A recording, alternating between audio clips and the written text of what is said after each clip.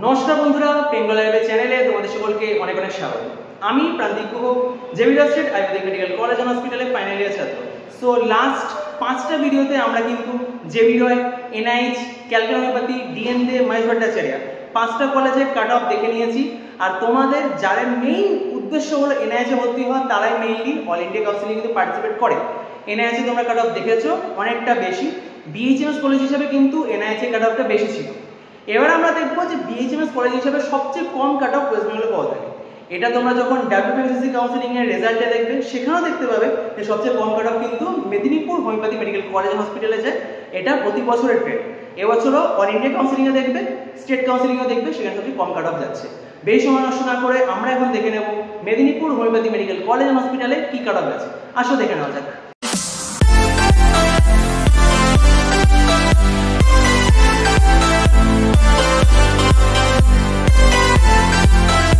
তো এখন আমরা Medinipur homeopathy medical college and হসপিটালের ACCC কাউন্সিলিংয়ের রাউন্ড 1-এ কী কাট অফ গেছে সেটা কিন্তু আমরা ডিসকাস করে নেবো। ওয়েস্ট বেঙ্গল কাউন্সিলিংয়ে যখন কথা বলা হয়, এত বছর এটাতে সবচেয়ে লোয়েস্ট কাট অফ যেত। আগের বছর থেকে BNYSটা অ্যাড হওয়ার পর এটার সেকেন্ড লোয়েস্ট কাট অফ যায়। বাট তোমরা যদি অল ইন্ডিয়া কাউন্সিলিং দেখো, সেই তুলনায় কিন্তু এর কাট অফটা মোটামুটি ঠিক আছে। বাট তবুও যদি ওয়েস্ট বেঙ্গলের বাই কলেজগুলোর কথা বলো, সেই তুলনায় লোয়েস্ট কাট অফ থাকছে।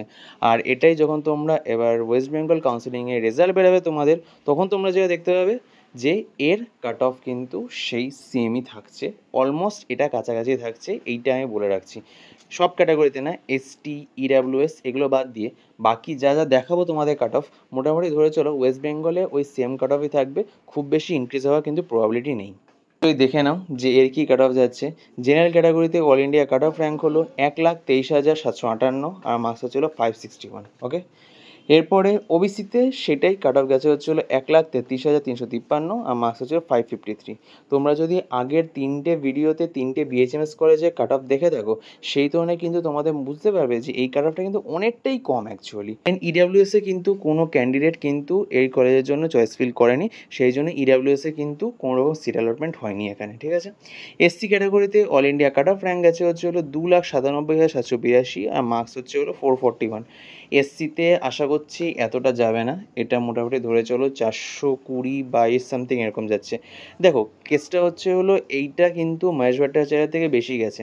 কিছু কিছু ব্যাপার আছে, যখন ক্যান্ডিডেটরা চুজ করছে, কিছু কিছু জায়গায় চুজ করছে, কিছু কিছু জায়গায় চুজ করছে না।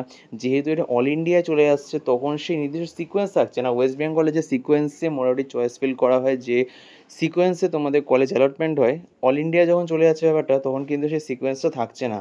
এই একটা প্রবলেমের জন্য কিন্তু মোটামুটি তোমরা দেখতে পাবে যে কিছু কিছু জায়গায় একটু কাট অফটা এদিক ওদিক হতে পারে। কোথাও মহেশ ভট্টাচার্য থেকে বেশি গেছে, কোথাও আবার কোনো সিট অ্যালটমেন্ট হয়নি। এগুলো একটু উল্টোপাল্টা থাকবে।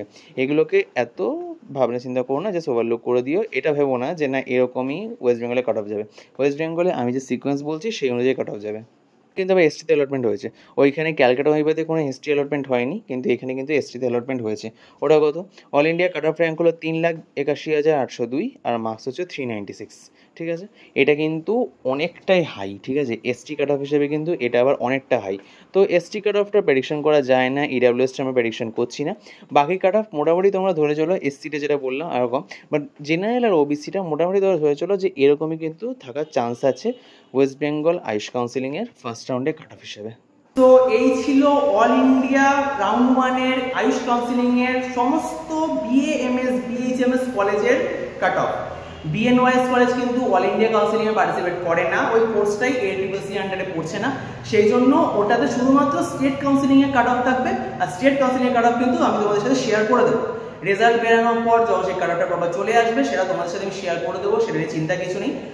ACCC কাউন্সিলিংয়ের BMS BHMS এর যত কাট অফ চলে এলো সেটা তোমাদের সাথে শেয়ার করে দিয়েছি। এবার তোমরা সেই অনুযায়ী চিন্তা ভাবনা করতে পারো, যদি তোমাদের কলেজ অ্যালটমেন্ট না হয়ে থাকে স্টেট কাউন্সিলিংয়ে, যে না আমরা এবার অল ইন্ডিয়া কাউন্সিলিংয়ে যাবো কি যাবো না। অল ইন্ডিয়া কাউন্সিলিংয়ে যদি এবার আমরা বাইরের দিকে কলেজগুলো দেখি, তখন কিন্তু কাট অফটা আরও কমবে, ঠিক আছে। এটা মাথায় রাখো যে কাট অফ কিন্তু তখন আরও কমার সম্ভাবনা থাকছে। এই রেসপেক্টে আমরা কিন্তু ফার্দার প্রোগ্রেস করব। তোমরা যদি আমার পেড কাউন্সিলিং নিতে চাও, নিজের নাম্বার দেওয়া আছে, এখানে আমাকে মেসেজ করতে পারো অথবা কল করতে পারো। ডকুমেন্টস বানানো থেকে শুরু করে, চয়েস ফিলিং থেকে শুরু করে অ্যাডমিশন অবধি, যতক্ষণ না পর্যন্ত তোমরা কমপ্লিটলি অ্যাডমিশন নিচ্ছ, আমি তোমাদের গাইড হিসেবে থাকবো, আমি তোমাদের হেল্প করবো।